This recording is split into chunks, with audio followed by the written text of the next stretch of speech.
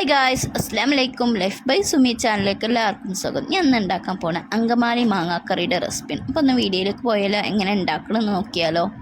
അപ്പോൾ നമ്മൾ കുറച്ച് പച്ചമാങ്ങ എടുക്കുക കേട്ടോ. പുളിയുള്ള മാങ്ങ വരുത്, മൂവാണ്ട മാങ്ങ എടുക്കുക. അത് തൊലിയൊക്കെ കളഞ്ഞ് ഇതുപോലെ അരിഞ്ഞെടുക്കുക കേട്ടോ. നമുക്കിതിലേക്ക് കുറച്ച് മഞ്ഞൾപ്പൊടിയും കുറച്ച് ഉപ്പിട്ടിട്ട് കുറച്ച് ഉപ്പിട്ട് എടുക്കുക. പിന്നെ നമുക്കിതിലേക്ക് കുറച്ച് വെളിച്ചെണ്ണ വേണം കേട്ടോ. അപ്പോൾ ഒരു ഏകദേശം ഒരു 2 ടീസ്പൂണ് വെളിച്ചെണ്ണ നമുക്കിതിലേക്ക് ഒഴിച്ചു കൊടുക്കാം കേട്ടോ. പിന്നെ ഇതിലേക്ക് 1 സ്പൂണ് വിനാഗിരി ഇല്ല, അത് ഒഴിച്ചെടുത്തിട്ട് നന്നായിട്ട് കൈകൊണ്ട് മിക്സ് ചെയ്തിട്ട് ഒരു 10 മിനിറ്റ് നേരം അവിടെ റെസ്റ്റ് ചെയ്യാൻ വെക്കണം കേട്ടോ. നിങ്ങളിങ്ങനെ അങ്കമാലി മാങ്ങാക്കറി ഉണ്ടാക്കിയിട്ടില്ലേ, ഒന്ന് ട്രൈ ചെയ്ത് നോക്കി. ഇപ്പോൾ മാങ്ങാക്കാലല്ലേ, അപ്പോൾ ഒന്ന് ഉണ്ടാക്കിയത് നല്ല ടേസ്റ്റ് ഉണ്ട്, സൂപ്പർ ടേസ്റ്റാണ്. എന്തായാലും ട്രൈ ചെയ്യണം കേട്ടോ. അപ്പോൾ ഇതാ ഞാൻ കുഴച്ചൊക്കെ വെച്ചിട്ടുണ്ട്. ഞാൻ ഇതിലേക്ക് കുറച്ച് 3 സവാള, കുറച്ച് ചെറിയുള്ളി, ഇഞ്ചി, പച്ചമുളക്, കറിവേപ്പില കേട്ടോ. അപ്പോൾ ഇതൊക്കെ അരിഞ്ഞിട്ട് ഞാൻ ഒരു ചട്ടിയിലേക്ക് മാറ്റിയിട്ടുണ്ട് കേട്ടോ. ചട്ടിയിൽ മാറ്റിയിട്ടുണ്ട്. ഇതിലേക്ക് നമുക്ക് കുറച്ച് പൊടികളൊക്കെ ചേർത്ത് കൊടുക്കാണ്ട്. ഇതിലേക്ക് കുറച്ച് പൊടികളൊക്കെ ചേർത്ത് കൊടുക്കണം. അപ്പോൾ നമുക്കത് പൊടികളൊക്കെ ഒന്ന് ചേർത്ത് നോക്കിയാലോ. അപ്പോൾ ഇതാ 1 ടീസ്പൂണ് മുളക് പൊടി ഇട്ട് കൊടുത്തിട്ടുണ്ട്. പിന്നെ ഇതിലേക്ക് 2 ടീസ്പൂണ് മല്ലിപ്പൊടി ഞാൻ ഇട്ട് കൊടുക്കുന്നുണ്ട് കേട്ടോ. പിന്നെ നമുക്കിതിലേക്ക് വേണ്ടത് കുറച്ച് മഞ്ഞൾപ്പൊടി ഇട്ട് കൊടുക്കണം കേട്ടോ. ഒരു 1/2 ടീസ്പൂൺ മഞ്ഞൾപ്പൊടി ഇട്ട് കൊടുത്തിട്ടുണ്ട്. കുറച്ച് ഉപ്പ് ഇട്ടിട്ട് പിന്നെ ഇതിലേക്ക് കുറച്ച് വെളിച്ചെണ്ണ ഒഴിച്ചെടുക്കും. 1 ടീസ്പൂൺ വെളിച്ചെണ്ണ ഒഴിച്ചെടുത്തിട്ട് നന്നായിട്ട് ഇത് കൈകൊണ്ട് നന്നായിട്ട് നിരട്ടിയെടുക്കണം.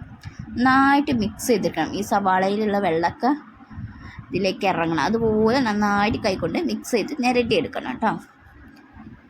പിന്നെ ഞാനിത് നന്നായിട്ട് കുഴച്ചെടുത്തിട്ടുണ്ട്. ഇനി ഈ ചട്ടിയിലേക്ക് നമ്മൾ കുഴച്ച് വെച്ച മാങ്ങയില്ലേ, അത് ഇതിലേക്ക് ഇട്ട് കൊടുക്കുക കേട്ടോ.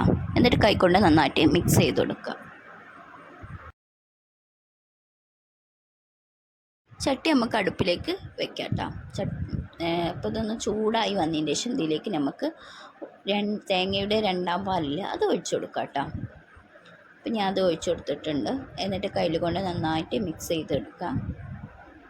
വേറെ വെള്ളമൊന്നും ചേർക്കണ്ട. ഈ തേങ്ങയുടെ 2-ാം പാലാണ് ഇതിലേക്ക് ഒഴിക്കണം, വേറെ വെള്ളമൊന്നും ഒഴിക്കണില്ല കേട്ടോ.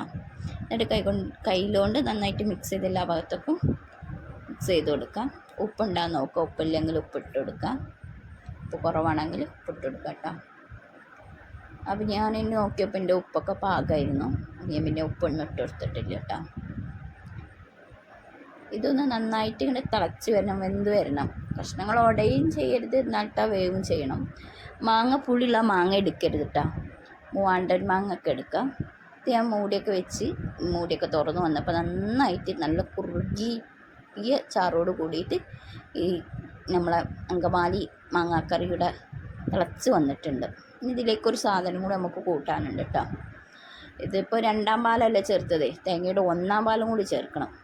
ഇത് നന്നായിട്ട് കുറുകി വന്നതിൻ്റെ ശേഷമാണ് നമ്മൾ ഇതിലേക്ക് ചേർക്കണം കേട്ടോ. ഇത് ചോറിൻ്റെ കൂടെയൊക്കെ കഴിക്കാൻ നല്ല അടിപൊളി ടേസ്റ്റാണ്.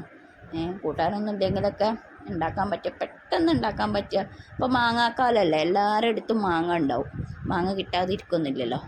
അപ്പോൾ തന്നെ നമുക്കിതിലേക്ക് തേങ്ങയുടെ 1-ാം പാലിൽ ഒഴിച്ചു കൊടുക്കുക. നല്ല കുറുകിയ തേങ്ങയുടെ 1-ാം പാൽ ഞാൻ ഇതിലേക്ക് ഒഴിച്ചെടുത്തിട്ടുണ്ട്. ഇതൊന്ന് മിക്സ് ചെയ്തിട്ട് ഒന്നങ്ങോട്ട് ജസ്റ്റ് ഒന്ന് തിളച്ച് വന്നാൽ മതി. നന്നായിട്ട് തിളക്കൊന്നും വേണ്ട, ഒന്നങ്ങോട്ട് തിളച്ച് വന്നാൽ മതി കേട്ടോ.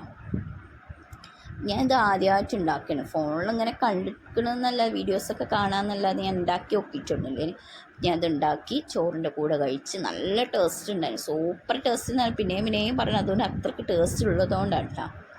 അപ്പോൾ നിങ്ങളൊന്ന് ട്രൈ ചെയ്ത് നോക്കി ഉണ്ടാക്കാത്തവരാണെങ്കിൽ.